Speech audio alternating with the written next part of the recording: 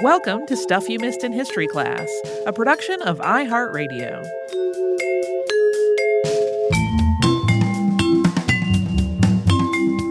Hello and welcome to the podcast. I'm Holly Fry. And I'm Tracy V. Wilson. So back when this pandemic began, we selected 10 episodes to go on our Offbeat History playlist, which was a playlist that we dropped of things that were a little more light in tone so that they might be a nice distraction. And one of the things that I had selected to include was our two-parter on the Great American Hippo Ranch Plan.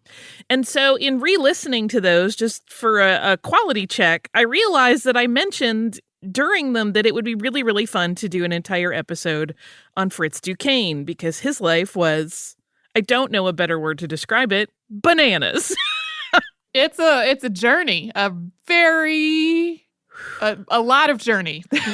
I mean, I envy both his bravado and his energy. But so here I am. It's almost 4 years later, finally doing that thing. And that two-parter has spawned another two-parter because we are talking about a man who changed his life story to suit his needs. He worked under an estimated 40 aliases, and he lived a life that was very full, but it also directly involves a lot of significant historical events. And one of the things that Duquesne excelled at was escaping custody.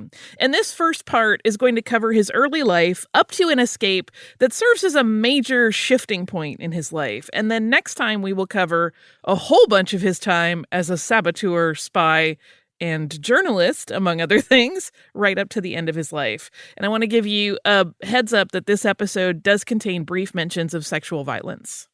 Duquesne's parents, Abraham and Minna, lived in East London in Cape Province, South Africa. And Abraham was a hunter who just slowly built up a fortune by selling hides as well as tusks and horns.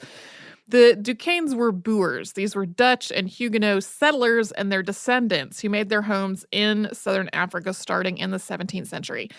Fritz was born on December 21st of 1877, and his full name was Frederick Huguenot Joubert Duquesne. And at this point, the spelling of that last name was Duquenne.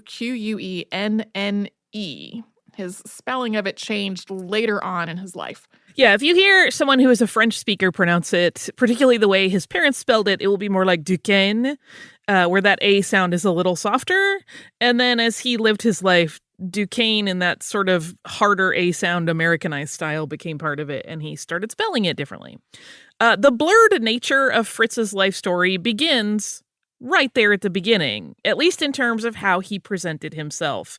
This will come up over and over, that he kind of crafted his persona, I don't even want to say carefully because he was sloppy in details at times, but to suit his needs.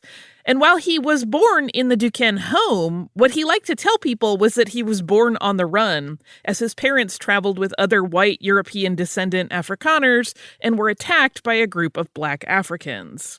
He claimed that he came into the world hearing gunfire. This was just one of the many stories that Fritz would eventually tell as he crafted this very complicated and completely unverifiable backstory. Despite the fact that he spent most of his time as a teen being educated in England, he claimed that in those same years he had been captured by a Bantu-speaking tribe and had saved himself by making the daughter of the tribal leader fall in love with him. A lot of this is racially very problematic. Oh, yeah. Like, the whole story of European colonialism in South Africa is, we're going to touch on it some, but, there's a lot of pieces that are very racist and problematic. Oh, yeah. We will talk about Duquesne as an adventurer, but we don't really delve into the really problematic and difficult thing that the attitude of virtually all white European descendant men who categorize themselves as adventurers had really, really unfortunate and incorrect attitudes about the people that were native to the places they like to explore. It's come up on the show many times, so I felt like Duquesne's story is busy enough. We didn't need to, kind of venture over that territory again. But the Duquesnes did certainly find themselves in the conflict between the black and white inhabitants of South Africa. Fritz is actually alleged to have killed a Zulu man who was attacking his mother when he was still just a boy, and then to have been involved in a much larger battle between the Dutch descendant Afrikaners and a group of Bantu men when he was just 12. And while these stories do seem to have at least been grounded in some actual events of conflict, we should note that this information comes from sources that are all written from the Boer point of view. In 1806, the Cape Colony, which had been controlled by the Dutch until this point, fell under British control during the Napoleonic Wars. This led to a lot of friction between the Boers and Britain over a number of issues. The biggest one was Britain's anti-slavery stance. Many Boers decided to move to more rural areas. They eventually founded Transvaal and the Orange Free State. Britain recognized those as independent republics, although as violence between the Boers and the native Bantu peoples escalated, Britain moved in its troops into these republics under the pretext of keeping the peace. There's really a motivation in this whole mix that was outside of diplomacy and politics for Britain. That was the discovery of gold and diamonds in the area. And the ports around the Cape that were active trade routes also added value to Transvaal that Britain was really eager to control. Yeah, it was initially like, oh, sure, you have your own countries. That's fine. Wait, your countries have stuff? We would like that stuff. We have to help you. We're helping. We're helping. This is, of course, the very broad strokes version of all of this. But ultimately, a struggle for control of the region escalated, unsurprisingly, into military conflict. The first of these, which was called the First Boer War, or sometimes the First Anglo-Boer War, or the Transvaal Rebellion, and you will even find other names, started in December 1880, and it resulted in a British defeat. Fritz was just 3 years old when this played out, but the ongoing hostility toward Great Britain in the area was part of a culture that he just grew up in. And in an odd twist, despite this anti-Anglo sentiment, Fritz was, as we mentioned just a moment ago, sent to England for school as a teenager, allegedly at the behest of an uncle on his mother's side who recognized that there was just no comparable education in southern Africa. The story goes that after attending private school and graduating, Fritz moved on, first to Oxford for a year and then to the Belgian École Militaire in Brussels. When he was there, he learned about artillery and engineering as well as explosives. He also became proficient in fencing and swordsmanship. And according to the kind of legendary Duquesne accounts, this resulted in the deaths of 3 different challengers in duels that arose over the affections of young ladies. These assertions, though, are not really backed up with any kind of attendance records at Oxford or École Militaire. And there is also an alternative account of these years, also told at various points by Duquesne, in which he claimed that he had been en route to Europe from Africa aboard a steamer after a break between his English schooling and his advanced studies, so before he went to university, when suddenly his plans shifted. And according to this story, he said that he met a man on that journey while he was on the ship who convinced him that he would learn more if he took his school money and used it to travel around the world. And so the 2 men set off together. And allegedly, this journey ended when Duquesne's father caught up to the pair in Singapore, partying like crazy, and then sent Fritz back to school. But as Fritz was either on a globe-trotting drinking binge with his new, much older friend, or learning about explosives in military school, the issues between the Boers and the British back home were escalating. This would become the Second Boer War. There were a lot of circumstances in the mix leading to the cause of this. The ideologies of Britain versus the Orange Free State and the Republic of Transvaal, also known as the Republic of South Africa, were still at odds. Annexation of parts of Transvaal by Britain were once again the focus, as was this battle over the control of valuable resources like gold. In 1899, things boiled over, and 22-year-old Fritz was ready to fight. Fritz claimed that he had been summoned to return home from Europe to join the fight in a letter from his father. But it seems as though Abraham Duquesne was actually already dead by 1899. An ultimatum, though, was issued jointly by Transvaal and the Orange Free State that British troops had to be out of Boer territory by October 11th, 1899. That did not happen, and so on October 12th, war was declared by the Boers, and Britain began closing all of the ports along the coast. Duquesne arrived home, whether at the behest of his father or someone else, as all of this was happening sometime in December. We'll get into Fritz's life in the military after we pause for a quick sponsor break.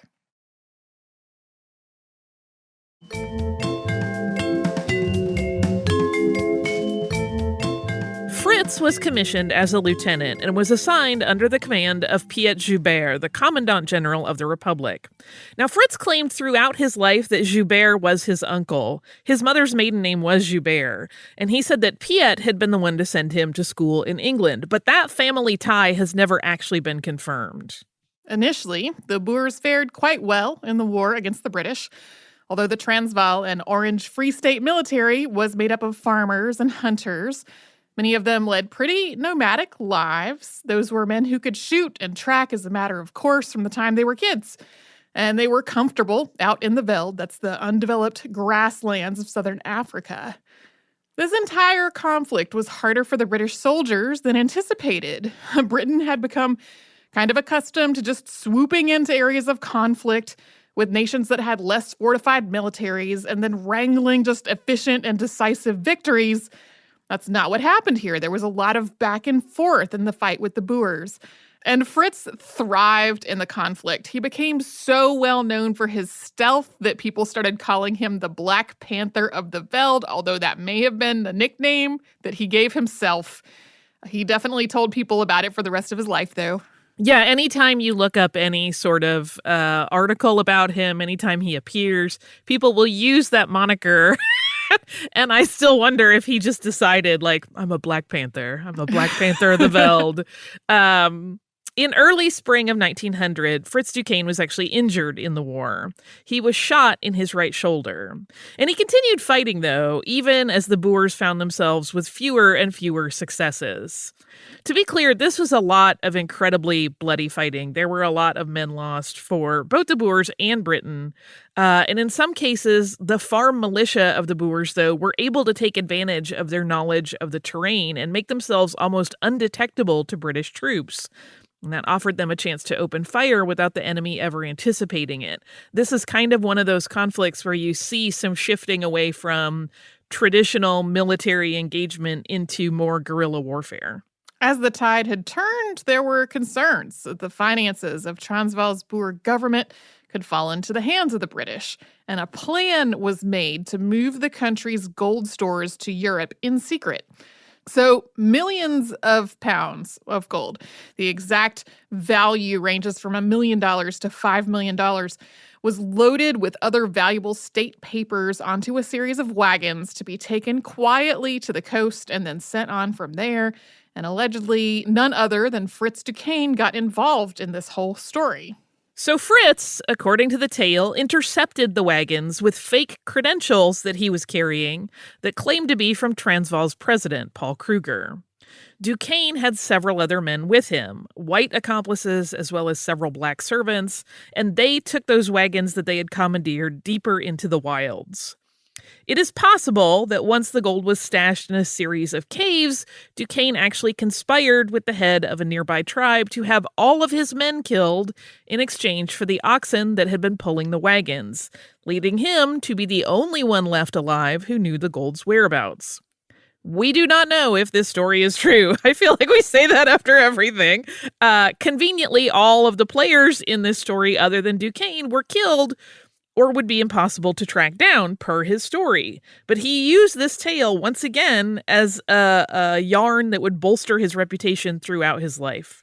In June of 1900, he was injured. He had a lance go through his foot, and Duquesne went on the run, but was soon captured by the British.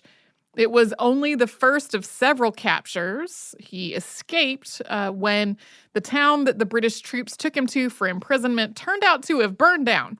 And in the confusion, upon having discovered that their destination was burned down, Fritz made a run for it. And then after finding another group of Boer fighters, any real military structure was gone at this point, he joined up with them. They were defeated in their next fight, though, and he was taken prisoner again. This time, he started up a friendly conversation with one of the soldiers to get that soldier relaxed, and then as they crossed a bridge, Fritz hit the soldier hard over the head, knocking him out, and then jumped into the river.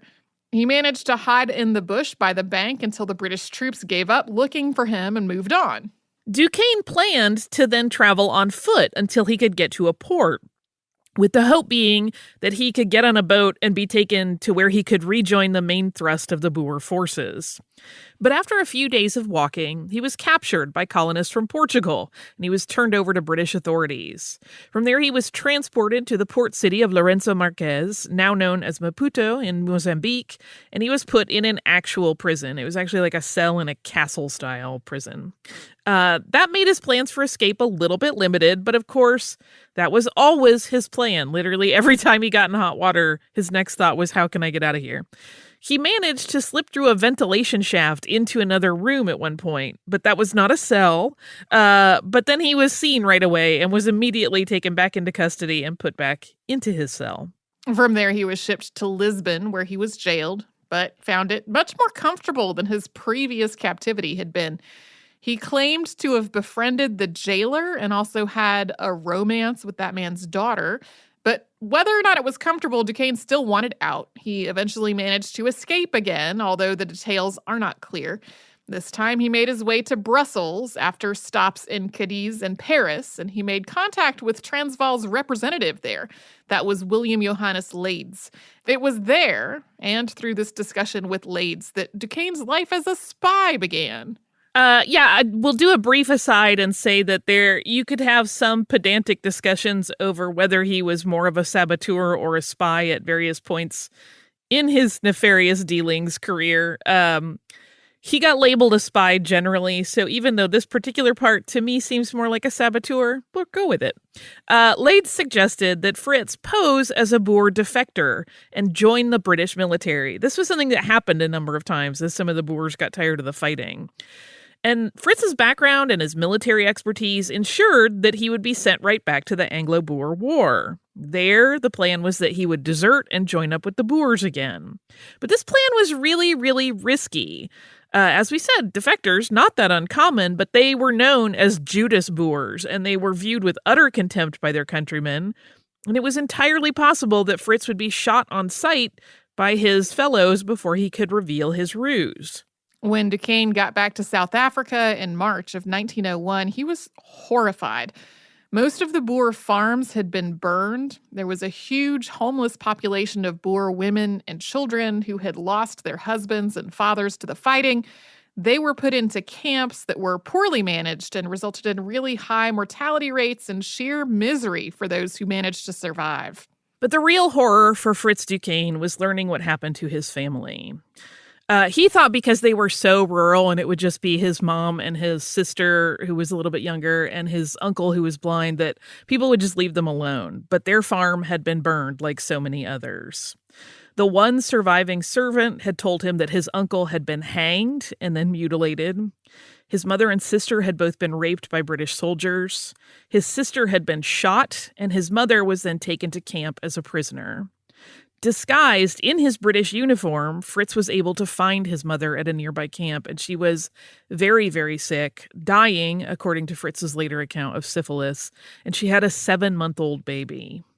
Duquesne knew that he couldn't save his mother, so he made her a promise. Quote, "As long as I live, I will never draw one breath, but to pay back the English for what they have done. I pledge my soul that for every drop of rotten, poisoned blood in your body, I will kill 100 Englishmen." So for Fritz, this completely changed his drive to fight the British on behalf of his people into just a personal vendetta. He spoke for the rest of his life about how deeply he hated all Englishmen for what had happened to his family, and he held a special level of hatred for Field Marshal Horatio Kitchener, who headed up the British military effort during this time and had directed this scorched earth campaign in Boer territory.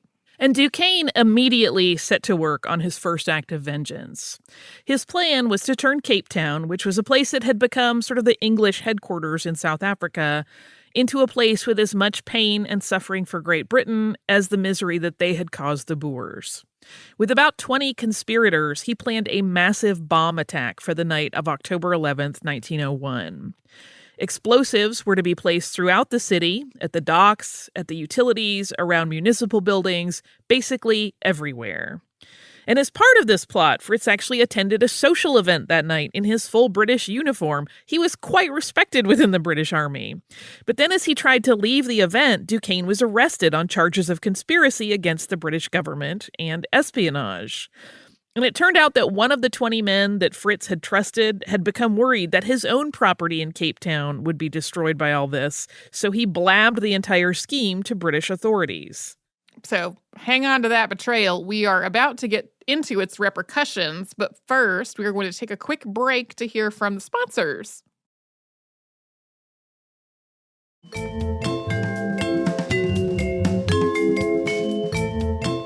Fritz Duquesne, still technically a British Army officer, was court-martialed. And when he was questioned along with the 19 other men, Fritz confessed to his own involvement in the plot, but claimed the other men were strangers to him. The only one that he could not deny knowledge of was the man who turned him in. When Fritz was called a traitor, he denied it, saying, quote, "I am a Boer, not a Britisher." Duquesne continued. He explained to the court his political point of view, that Britain had invaded where the Boers were simply trying to live their lives as they wished. And he also revealed what had happened to his family at the hands of British soldiers. Fritz and his accomplices were declared guilty and sentenced to be shot at sunrise the following day. But Fritz Duquesne did not die with the dawn. In the night, a British general made him an offer that if he gave the British Army the communication codes that the Boers were using, he could live to fight for his country. He would not be freed, but he also would not be executed. He grudgingly agreed with this. He watched the firing squad carry out the sentence on his co-conspirators before he was taken to a cell where he was asked to translate a number of Boer communications. Duquesne always claimed that he didn't translate the codes and betray his country, but instead created new codes to confuse the British. He also wrote a number of letters to his captors complaining about the food and the treatment that he was receiving, including a list of expletives that he had been called and saying, quote, "This is not likely to do any good and hurts the feelings of the prisoner." That just tickled me. Like in the midst of all of this, he's like, my feelings are hurt when you call me these bad names. And of course, he tried to escape. That was his jam. So this is pretty ingenious. We mentioned it briefly in the Hippo episode, but we can go into a little more detail here. He used a spoon, like the classic old school movie trope, to scrape away the mortar that was holding the stones of the exterior wall of his cell. And he did this slowly over time until he felt like he had gotten enough stones loose that he could get out. But when the night came that he thought that he was ready, there was enough loose mortar for him to escape. As he was pushing them out, a stone from above those stones, which had lost its support as he had been scooting those stones below out, fell on top of him and it pinned him to the ground. So from that point on, he was kept in irons. He was also shipped away to Bermuda on a ship that sailed from Cape Town on November 7th, 1901, which carried 340 prisoners of war. As part of this change in circumstance, he was told that he was exiled from South Africa forever. He took this news very badly, but he was oddly okay with the transfer to a penal colony in Bermuda. This meant that he might have another chance at escape. He tried to put together an escape plan during the voyage, which involved taking the captain of the ship prisoner. That was foiled by the men being a little cavalier with their discussions and being found out as a consequence. All of the conspirators in that attempt were placed in cells with worse conditions than the already rough situation that they had been in prior to this plan. Yeah, they had apparently had, not great provisions, cleanliness, etc. before this, but then they were just put in like the grossest part of the ship. Fritz, maybe learning that you can't trust groups, tried to escape on his own later when his shackles had been removed so that he could get some exercise on deck. He actually killed a guard in the process and threw him overboard, and then he hid in a hawse hole, hoping to jump into the water when night fell, but he was recaptured before that could happen. But because there was no body, he was not officially found guilty of murder. Throughout this journey, he wrote a number of letters to various authorities about his poor treatment and the awful provisions. This is something that became sort of a hobby throughout all of his various imprisonments in life, of which there were a lot more to come. I was like, well, I tried to escape. I might have murdered someone. I definitely conspired with the other prisoners, but they're treating me so bad. I would really like better food. Like, So once the ship got to Bermuda, conditions improved considerably for the Boer POWs, although they were still captive. And Fritz, as ever, was plotting with escape possibilities. They were on small islands apart from the main island, so the prisoners had more freedom of movement within these military camp zones. There were some escape attempts by other prisoners, particularly because there were a number of Boer sympathizers on the main island who would harbor them, but most of them were recaptured. yeah, once British authorities realized, like, oh, they're making a run for the island because these people will let them stay in their houses, they started watching those houses and the islands a little more tightly. Even in shackles, though, Fritz, who had always been a ladies' man since he was a teenager, managed to woo a young woman while in Bermuda. Alice Wortley was the daughter of the U.S. Director of Bermuda's Agriculture, and she found Fritz Duquesne fascinating, even though she literally met him when he was in shackles sitting with other prisoners. He was well-educated, and he could speak multiple languages, and the two of them were really strongly drawn to one another. As the word reached Duquesne about the Anglo-Boer War coming to a close and peace terms being reached in May of 1902, that shifted his plans a little bit. He still wanted to escape, but there was no home that he could go back to, and there was no fight that he could take up there on the part of his people. So Fritz, like all the other Boer POWs, was offered release if he signed an oath of allegiance to the British crown. A lot of the other Boer prisoners readily did so, but Fritz and a number of the other men were just not willing to. Even though refusing meant that they would stay in prison, Fritz was making other plans. So one night, during a rainstorm, Duquesne made his move. He slipped out of his tent through a barbed wire fence, and in what he described as the thrill of his life, swam through water filled with sharks to the main island, where he sought help from one of those known Boer sympathizers. She actually knew that it was a little dicey to take anybody in at this point because of the heightened awareness, and so she handed him off to another sympathizer, and that person helped him make his way to the capital city of Hamilton. Duquesne knew that he could not just board a ship. He was a wanted man. All of the docks and the ships in port were being watched, so he set up a life for himself in Hamilton. First, he disguised himself by shearing off all of his hair. Then he made the acquaintance of a sex worker named Vera and became her manager. But this was, of course, not something he intended to be his new life. It was a means to an end. Meeting men to arrange rendezvous with Vera meant that he heard all the latest information about what was happening at the docks from the sailors who made up a significant portion of that business. Moreover, it gave him a chance to steal clothing from one of Vera's customers one night and then pretend to be that drunken sailor when returning to his ship, which was the Margaret. By the time Duquesne was discovered as a stowaway, the Margaret was well on its way to Baltimore. Fritz had spent more than a day at that point in the brig, because when he had boarded, apparently stumbling drunk, which was fake, the first mate had thrown him in there to sober up, not realizing it was not their regular crew member, but an interloper. The once Boer spy had found himself aboard a very nice yacht belonging to Isaac Edward Emerson. This was the inventor of the antacid bromo seltzer. Emerson questioned the stowaway and got Duquesne's entire story, at least as Fritz chose to tell it, of the war, his imprisonment, his unwillingness to swear an oath to Britain, and his escape from prison.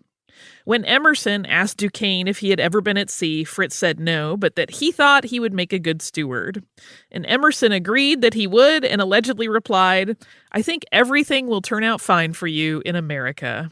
So while the yacht's owner seemed to like Fritz, the captain did not.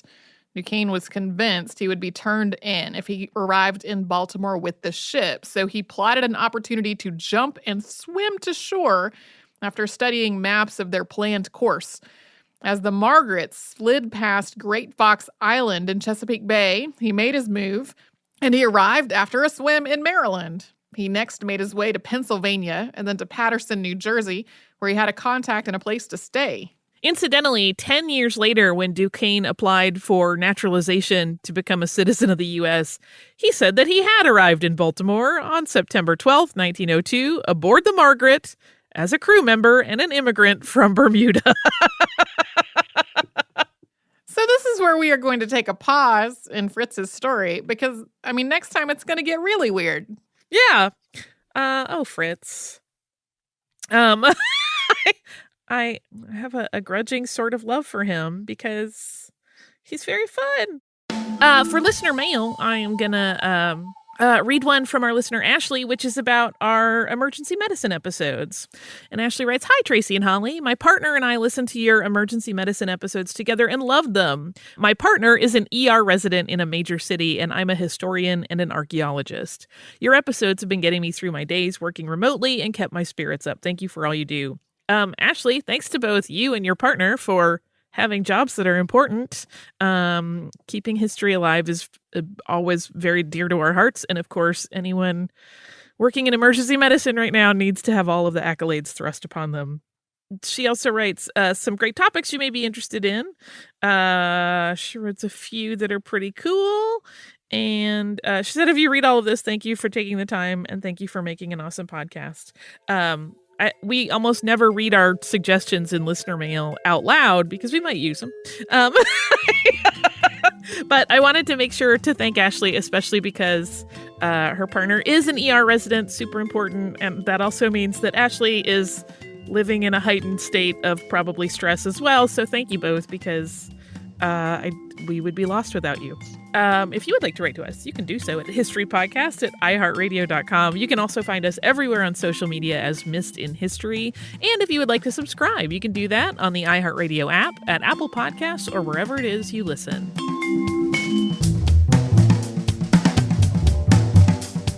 Stuff You Missed in History Class is a production of iHeartRadio. For more podcasts from iHeartRadio, visit the iHeartRadio app, Apple Podcasts, or wherever you listen to your favorite shows.